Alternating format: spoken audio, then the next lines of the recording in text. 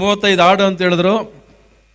ಸುಮಾರು ಹಾಡುಗಳಿದೆ, music bits ಇದೆ. ಇಡೀ ಪಿಕ್ಚರು ನಿಮ್ಮ ಜೀವನದಲ್ಲಿ ಅಂಥ ಅನುಭವ ಮತ್ತೆ ಸಿಗೋದೇ ಇಲ್ಲ.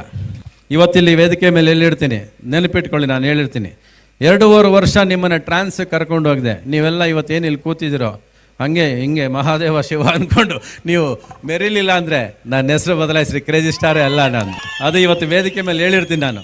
ಅಂದರೆ 2.5 ವರ್ಷ ಅಂದರೆ 400 ದಿವಸ ಶೂಟಿಂಗ್ ಮಾಡಿದ್ದೀನಿ ನಾನು ಸಿನಿಮಾನ. 400 ದಿವಸ ಪ್ರತಿ ಒಂದು ಕೆಲಸ, ಒಂದು ಕಾಸ್ಟ್ಯೂಮ್ ಡಿಸೈನಿಂದ ಹಿಡಿದು, ಡೈಲಾಗ್ಸಿಂದ ಹಿಡಿದು, ಲಿರಿಕ್ಸಿಂದ ಹಿಡಿದು, ಸಂಗೀತದಿಂದ ಹಿಡಿದು ಎಲ್ಲ ನಾನು ಒಬ್ಬನೇ ಮಾಡಿರೋ ಕೆಲಸ ಕೂಡ ನೀವು ನೋಡಿದಾಗ ಗೊತ್ತಾಗುತ್ತೆ ಆ ಕೆಲಸ ಏನು ಮಾಡಿದೆ, ಏನು ಮಾಡಿಸಿದ್ದಾನೆ ಅವ್ನು ನನ್ನ ಕೈಲಿ ಅನ್ನೋದು ಗೊತ್ತಾಗತ್ತೆ.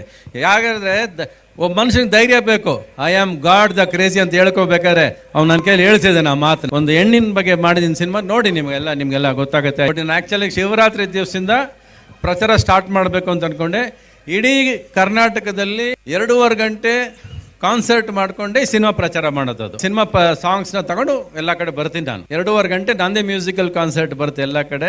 ಅವಾಗ ನಿಮ್ಗೆ ಆಟೋಮೆಟಿಕ್ಕಾಗಿ ಸೌಂಡ್, ನನ್ನ ಸಿನಿಮಾ ಚೆನ್ನಾಗಿಲ್ಲ ಅಂದರೆ ನನಗೆ ಗೊತ್ತಾಗುತ್ತೆ, ಓ ನಾನು ಈ ಸಿನಿಮಾದಲ್ಲಿ ದಾರಿ ತಪ್ಪಿದ್ದೀನಿ ನಾನು ಅಂತ. ಆದರೆ ಈ ಸಿನಿಮಾ ನಾನು ಕೈ ಕೊಡ್ಕೊಂಡು ಥಿಯೇಟ್ರ್ ಮುಂದೆ ಸುಮ್ಮನೆ ನಿಂತಿರ್ತೀನಿ, ನಿಮಗೆ ಗೊತ್ತಾಗುತ್ತೆ ಹೇಗೆ ಸಿನಿಮಾ ಮಾಡಿದ್ದೀನಿ ಅಂತ. ನೀವೆಲ್ಲ ಬನ್ನಿ.